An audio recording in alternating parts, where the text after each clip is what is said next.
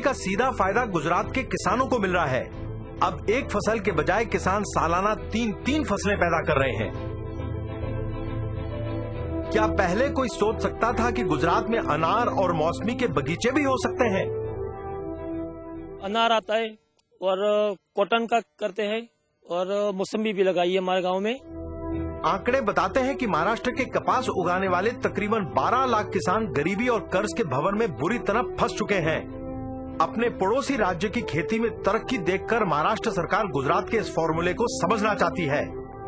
महाराष्ट्र के agriculture commissioner ने गुजरात के कृषि विभाग से संपर्क साधा। वो ये जानना चाहते थे कि गुजरात के बीटी कॉटन उगाने वाले किसानों की खुशहाली का कारण क्या है। Gujarat government has taken a number of initiatives in agriculture. They have tried to strengthen research and education. They have tried to strengthen the linkage between scientists and farmers. And they have tried to give a number of support services to farmers like soil health card, timely advice, and also this Krishi Mahotsav before the sowing season, before the monsoon comes, to attend to the needs of the farmers, visiting every village. Soil health card योजना के अंतर्गत हर एक खेत से मिट्टी का sample लेकर उसे लेबोरेटरी में टेस्ट किया जाता है। इससे ये मालूम पड़ जाता है कि किस खाद की जरूरत है और किसकी जरूरत नहीं है और कितनी मात्रा में उसका इस्तेमाल करना है। अपने बच्चों का तो हेल्थ कार्ड सभी बनवाते हैं, लेकिन मिट्टी का, जिसको अन्नपूर्णा कहा जाता है, उसका हेल्थ कार्ड केवल गुजरात में मिलता है।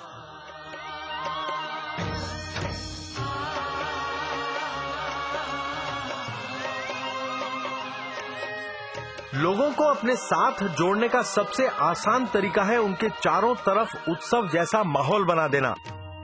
कृषि महोत्सव किसानों का त्योहार बन गया है। ये एक विशाल मेला है, तरक्की का, खुशहाली का। Modi has involved the public in a very great and deep manner and given them a sense of participation in every one of his major programs and projects. पानी का इंतजाम हो जाने से, घर पर 24 घंटे बिजली की सुविधा मिलने से और खेती बाड़ी की नई नई जानकारियों ने किसान की जिंदगी बदल डाली है। आज फिर से उसका आत्मविश्वास जागृत हो गया है। लाल बहादुर शास्त्री ने कहा था, जय जवान जय किसान। तो आपको लगता है कि गुजरात में आज किसान की वही इज्जत की जा रही है? ना, वही है इज्जत है। खेती करना अच्छा काम है और मेरे स्टेट में वो सामर्थ्य है और इसलिए मैं सपना देख रहा हूं कि हिंदुस्तान के सेकंड ग्रीन रिवॉल्यूशन का नेतृत्व ये सूखी धरती से हम करेंगे।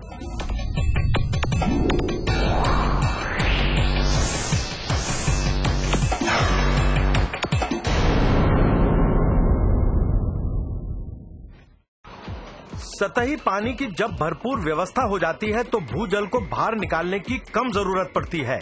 इससे बिजली की भारी बचत होती है। गुजरात मॉडल की नींव में डाले गए हैं ऐसे छोटे छोटे नए नए विचार। जब एक मिशन के तहत किसी जानदार विचार को जमीनी स्तर पर लागू किया जाता है तो नतीजे चौंका देने वाले होते हैं। ऐसे ही किसी अद्भुत विचार से गुजरात में बिजली की क्रांति आ गई। गौरतलब है कि पड़ोसी राज्य महाराष्ट्र बिजली के जबरदस्त संकट के दौर में फंस चुका है। 13 घंटे, 14 घंटे, 15 घंटे इतनी बिजली की कटौती करने के कारण महाराष्ट्र सरकार परेशान हो गई और उसने ये पता करने की कोशिश की कि आखिर गुजरात सरकार अपने 18,000 गांव को 24 घंटे कैसे बिजली सप्लाई कर पाती है। इसलिए आज हम गुजरात के एक बिजली विभाग के अधिकारी से बात करना चाहते हैं। हम पता करना चाहते हैं कि आखिर ये सीक्रेट क्या है। हाँ, गुजरात के जो एग्रीकल्चर फीडर्स और गांव के फीडर एक था, अभी सेपरेट किया तो ओनली गांव का ही फीडर आएगा, गांव के ही बिजली जाएगा, ऐसा सेपरेट लाइन लगाया। ज्योतिग्राम फीडर में ओनली गांव आते हैं, खेतीबाड़ी फीडर अलग होता है, तो उसकी वजह से पावर सप्लाई हम मेंटेन कर सकते हैं। पहले क्या था कि एग्रीकल्चर में था तो इंटरप्शन आ जाता था तो सारे लाइन फॉल्ट पे जाता था, 8-10 घंटा सप्लाई बंद हो जाता था। अभी 24 सप्लाई उनको मिल रहा है। क्यों? कि सेपरेट लाइन किया है। ગુજરાતના જીવનમાં એક બદલાવ આવ્યો, પણ ભાઈઓ બહેનો, આ જ્યોતિગ્રામ યોજના ગઈકાલે વીજળી નહોતી ને આજે વીજળી આવી, એટલી નાનકડી યોજના છે એવી ભૂલ ના કરતા।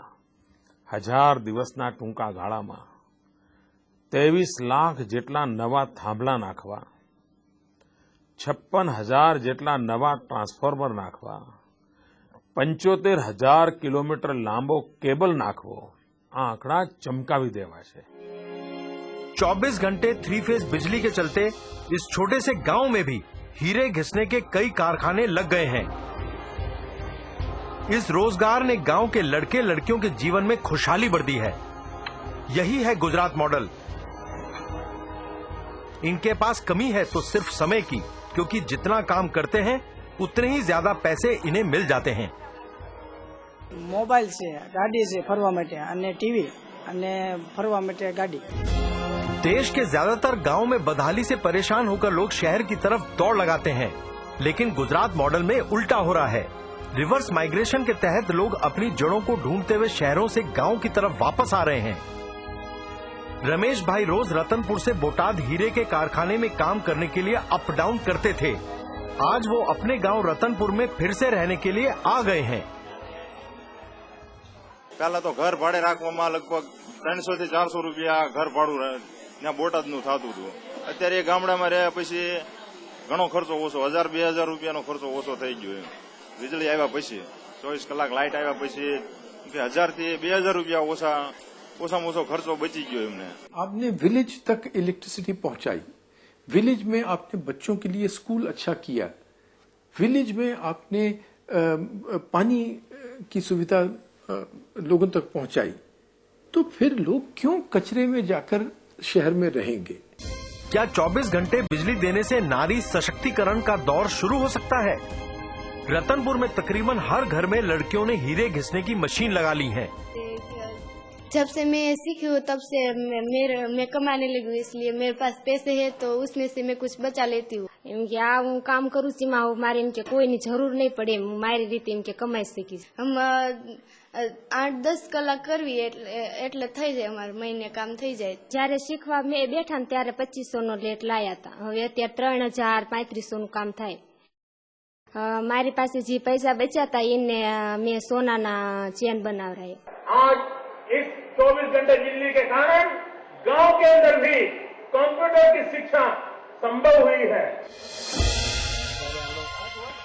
ये वो कला है जो मिट्टी में भी जान डाल देती है। प्राचीन काल से जीवित ये परंपरा अब आधुनिक इंटीरियर डिजाइनिंग का महत्वपूर्ण हिस्सा बन चुकी है। फूल फायदो एकदम फायदो थयो छे कि लाइट एम मानो कि अमे सवारे 8 वागे चालू करता एनी जग्याए 4 वागे चालू करीए छीए અને અત્યારે મોડું થઈ ગયું હોય દિવસના તો રાતના 9 વાગ્યા સુધી કામ કરી શકીએ છીએ લાઇટના हिसाबे। गांव के अलग अलग हीरा कारखानों में काम करने वालों ने हंसा बहन के व्यापार में नई जान फूंक दी है। गांव में कारखाने आ रहे हैं, उनसे आपके व्यापार पर कुछ फर्क पड़ा है क्या? सीवता सीवता धंधो चालू कर्यो, एमांय 50-60 रुपया आपने मळे એટલે આપણું કામ ઘરની રોજી રોટી ચાલે।